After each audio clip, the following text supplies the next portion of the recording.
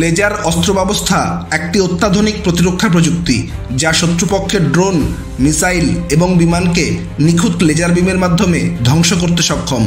Laser অর্থাৎ light amplification by stimulated emission of radiation, এর মানে হলো অত্যন্ত কেন্দ্রীভূত আলো। এই প্রযুক্তি এতটাই দ্রুত যে শত্রুপক্ষ প্রতিক্রিয়া দেবার সুযোগই পায় না। এটি বিশ্বের সবচেয়ে উন্নত প্রযুক্তিগুলির মধ্যে একটি। এখন ভারতও এই ক্ষেত্রে দ্রুত এগিয়ে যাচ্ছে। আজকের এই ভিডিওতে আমরা ভারতের লেজার অস্ত্র ব্যবস্থা নিয়ে আলোচনা করব। এটি কিভাবে কাজ করে, এর ক্ষমতা কতটুকু এবং চীন ও পাকিস্তানের জন্য এটা কত বড় হুমকি হতে পারে। ভারতের লেজার অস্ত্র ব্যবস্থাকে মূলত ডিরেক্টেড এনার্জি ওয়েপন বলা যেতে পারে। এই ব্যবস্থা একটি উচ্চ ক্ষমতা সম্পন্ন বৈদ্যুতিক শক্তি উৎসের উপর ভিত্তি করে তৈরি, যা লেজার ফায়ার করার জন্য প্রয়োজনীয় শক্তি সরবরাহ করে। সিস্টেমে ব্যবহৃত বিশেষ লেন্স এবং আয়না লেজার বিমকে সঠিক দিক নির্দেশনা করে ফোকাস করে। এতে একটি উন্নত র্যাডার এবং সেন্সর সিস্টেম রয়েছে যা শত্রুপক্ষের লক্ষ্যবস্তু শনাক্ত করে। যখনই লক্ষ্যবস্তু শনাক্ত করা হয়, এটি সেকেন্ডের মধ্যেই ফায়ারিংয়ের জন্য প্রস্তুত হয়ে যায়। লেজার বিম শত্রুর লক্ষ্যবস্তুকে উত্তপ্ত করে সেটিকে পুড়িয়ে দেওয়া বা নিষ্ক্রিয় করার কাজ করে। ভারতের লেজার সিস্টেম 50 কিলোওয়াট থেকে 100 কিলোওয়াট পর্যন্ত শক্তি ব্যবহার করতে পারে।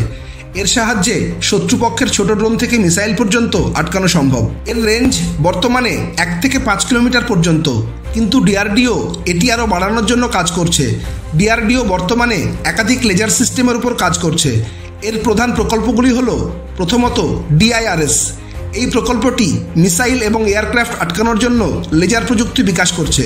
দ্বিতীয়ত আদিত্য, এটি একটি উচ্চ ক্ষমতা সম্পন্ন লেজার সিস্টেম যা শত্রুর স্যাটেলাইট এবং অন্যান্য মহাকাশ সম্পদ ধ্বংস করতে সক্ষম।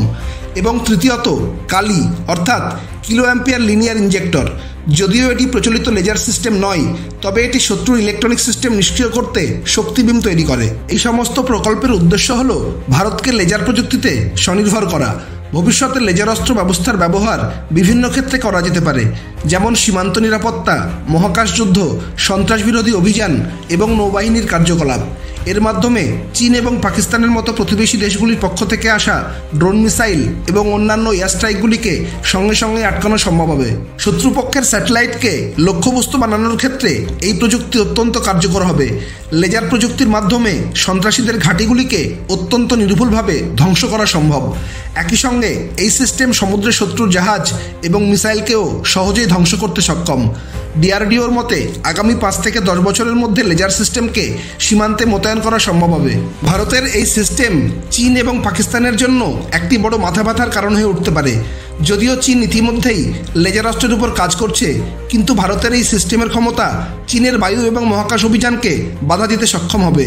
অন্যদিকে পাকিস্তানের কাছে এখনও এমন কোনো প্রযুক্তি নেই যা লেজার অস্ত্রের মোকাবিলা করতে পারে। এই সিস্টেম পাকিস্তানের সন্ত্রাসবাদী ড্রোন এবং মিসাইল হামলাকে পুরোপুরি ব্যর্থ করবে।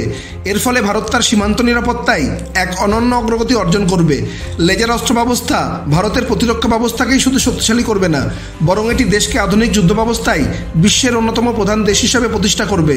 ভবিষ্যতে এই সিস্টেম ভারতের সীমান্তকে দুর্ভেদ্য করে তুলতে সাহায্য করবে। সো ফ্রেন্ডস, আপনারা কি মনে করেন লেজার অস্ত্র ব্যবস্থা ভারতের প্রতিরক্ষার ভবিষ্যৎ? কমেন্টে অবশ্যই আপনার মতামত জানান।